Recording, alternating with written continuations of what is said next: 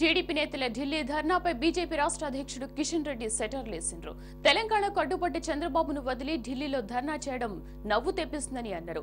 ముందు బాబు ఇంటి ముందు ధర్నా చేయాలంటూ తెలంగాణ టీడీపీ నేతలకు సూచించారు. రెండు కళ్ల సిద్ధాంతం పాటిస్తున్న టీడీపీ అధినేత చంద్రబాబుకు చివరకు ఒక కన్నే మిగులుతుందని కిషన్ రెడ్డి అన్నారు. నాగం జనార్దన్ నాకు ఉత్తరం రాయడం ఏంటి? అసలు ఆయన ధర్నా చేయడం ఏంటి? ఆయన ధర్నా చేస్తే చంద్రబాబు ఇంటి ముందు ధర్నా చేయాల, ఎన్టీఆర్ భవన్ ముందు ధర్నా చేయాల.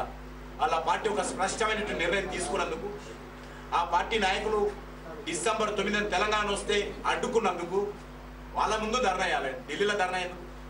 మీరు ఒక సబ్ కమిటీ ఫార్మేట్ చేశారు, ఆ సబ్ కమిటీ నివేదిక ఇచ్చింది, ఆ సబ్ కమిటీ కాగితం ఎక్కడ పోయాయి?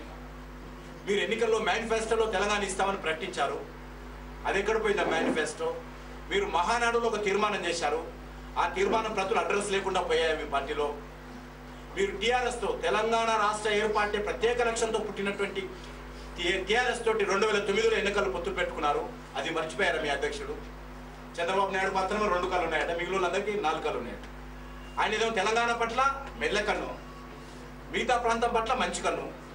ఖచ్చితంగా 2014లో ఒక కన్ను పోతుంది చంద్రబాబు నాయుడు. చంద్రబాబు నాయుడు గారు సోనియా గాంధీ ఇంటి ముందు ధర్నా చేస్తే నేను వస్తానని చెప్పి